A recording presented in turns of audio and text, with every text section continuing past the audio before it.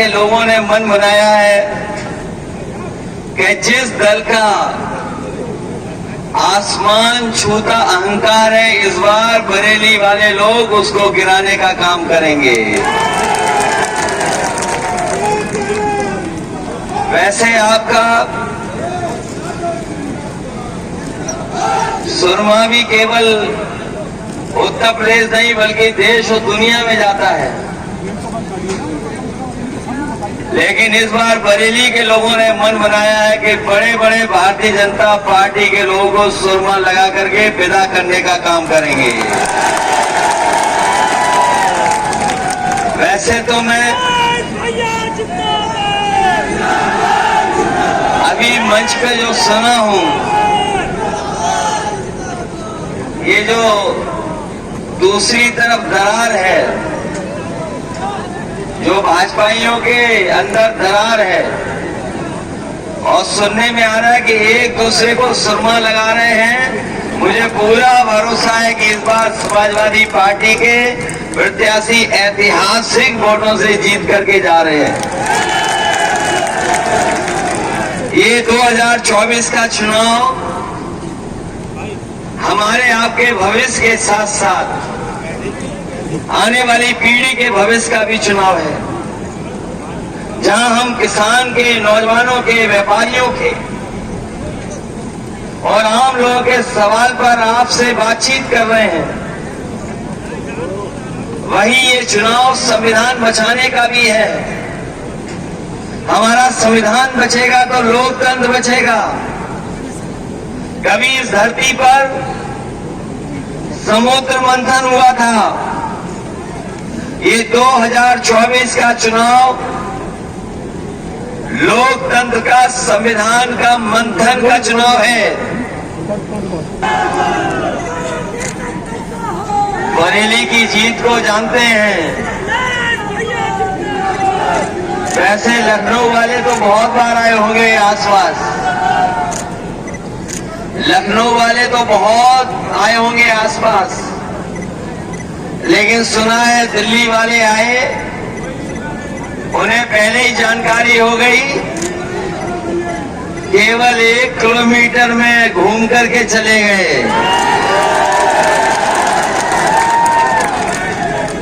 और अब तो दिल्ली वालों की जो फिल्म है, जो कहानी है, वो फ्लॉप हो चुकी है। उनकी कोई झूठी कहानी सुनना नहीं चाहता, और उनके घिसे पिटे जो डायलॉग हैं अब भी जनता में चल नहीं पा रहे हैं। और सुना है कि जो लोग डबल इंजन की सरकार बताते थे, बड़ी बड़ी होर्डिंग लगाई है, उसमें एक इंजन पहले से ही गायब है। ये जो बड़ी बड़ी होर्डिंग लगी होंगी, ये कैसी डबल इंजन की सरकार है जिसका एक इंजन पहले से ही गायब है,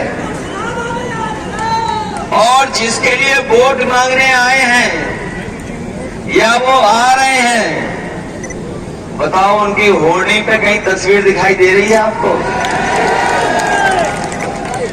जिनके लिए वोट मांगने आ रहे हैं, तो बताओ कहीं होर्डिंग पे है वो क्या? तो सोचिए वो पहले से ही गायब हैं, और जब बरेली वाले वोट डालेंगे, जो एक हैं वो भी गायब हो जाएंगे। इसलिए हम आपसे निवेदन करने आए हैं। पड़ रही है, खाद से लेकर के हर जरूरत चीज को महंगा कर दिया। क्या जो सरकार पैसा दिलवा पा रही है, और हमारे किसान से अभी तक गेहूं नहीं खरीदा गया, बाजार में चला गया, अभी भी सरकार के पास कोई इंतजाम नहीं, कोई मंडी बनाने का इंतजाम नहीं, तो कैसे किसानों को रेट मिलेगा?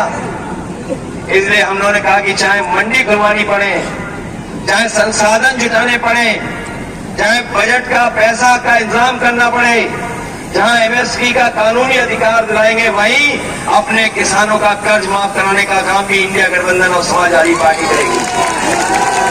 और इसलिए क्योंकि इन्होंने बड़े बड़े उद्योगपतियों के कर्ज माफ किए हैं, जो लोग जानकारी रखते होंगे वो जानते होंगे कि 16 लाख करोड़ के लगभग इन्होंने किसानों का लाखों रुपए का कर्ज नहीं माफ किया है। अगर 16 लाख करोड़ बड़े बड़े उद्योगपतियों का माफ हुआ है, आने वाले समय में आप जिताइए समाजवादी पार्टी को, हम लोग किसानों का भी कर्ज माफ कराने का काम करेंगे। ये लोग जो कह रहे हैं कि विकसित भारत बन जाएगा, खुशहाल भारत बन जाएगा, हम उन बीजेपी के लोगों से कहना चाहते हैं, जिस दिन हमारा किसान और गरीब खुशहाल हो जाएगा, जिस दिन हमारा किसान संपन्न हो जाएगा, उसी दिन हमारा भारत भी विकसित हो जाएगा। बिना किसानों के, गरीबों के विकसित किए हुए हमारा देश कहीं विकसित नहीं हो पाएगा। वो भी अंधकार में डाल रहे हैं। हम कहना चाहते हैं नौजवानों से, केवल इन्होंने परीक्षाएं पेपर लीक नहीं किए हैं, बल्कि अग्निवीर जैसी आधी अधूरी नौकरी लेके आए हैं। ये अग्निवीर हम लोग कभी स्वीकार नहीं कर सकते, क्योंकि 4 साल की नौकरी से हमारे देश की सीमाओं की रक्षा नहीं हो सकती। इसलिए अपने नौजवानों से और अपने फौजी भाइयों से कह के जा रहे हैं, इधर आप वोट डालेंगे, उधर सरकार बनेगी और फिर अग्निवीर पर जो व्यवस्था है उसको भी खत्म करने का काम करेंगे। ये तो 4 साल की नौकरी है। ये हमारे खाकी वर्दी पहनने वाले कभी कभी गुस्सा दिखाते हैं, कभी कभी ये लोग भी गुस्सा दिखाते हैं हम लोगों पर। मैंने कहा बीजेपी सरकार अगर आ गई तो अभी तो फौज की हुई है 4 साल की नौकरी, इनकी 3 साल की नौकरी हो जाएगी। और जब ये नौकरी 3 साल बाद करके आएंगे तो फिर हम लोगों के साथ ही रहेंगे लोग। ये पत्रकार साथी पूछ रहे हैं कि बताओ फौज की और पुलिस की आप कैसे कह सकते हो, हमसे सवाल पूछ रहे हैं कई बार कि ये आप कैसे कह सकते हैं कि 3 साल की नौकरी हो जाएगी।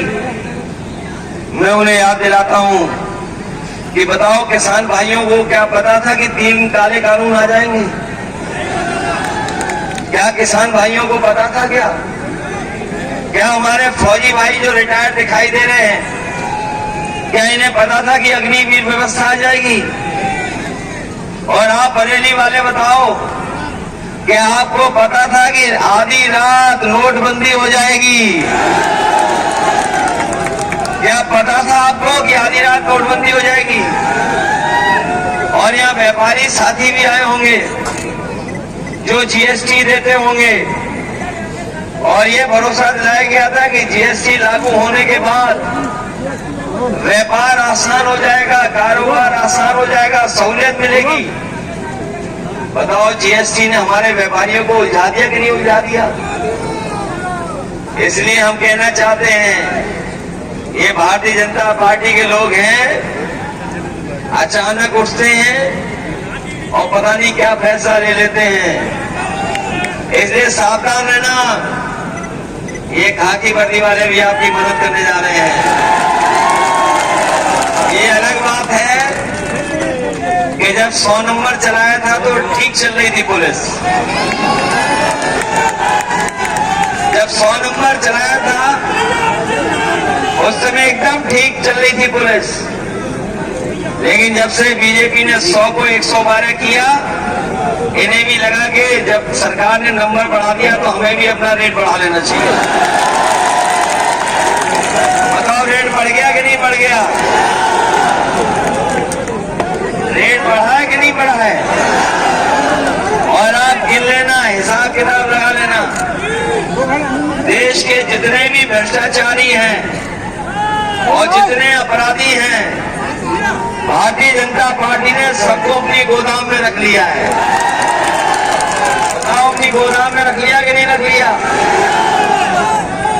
और जब से इनकी इलेक्टोरल बॉन्ड की जो इलेक्टोरल बॉन्ड का खुलासा हुआ है, जब से बीजेपी की पोल खुल गई इलेक्टोरल बॉन्ड वाली, तब से बीजेपी का पैंट बच गया कि नहीं बच गया। और जब उन्हें पूछो तो इस गर्मी में उन्हें चक्कर आने लगते हैं और इलेक्ट्रॉल मांगते हैं कि इलेक्ट्रॉल दे दो तभी ठीक होंगे। नीचे कर बेटा, नीचे कर। ये इलेक्ट्रॉल बोर्ड ने नीचे करो, नीचे कर। ये महंगाई बढ़ाई है।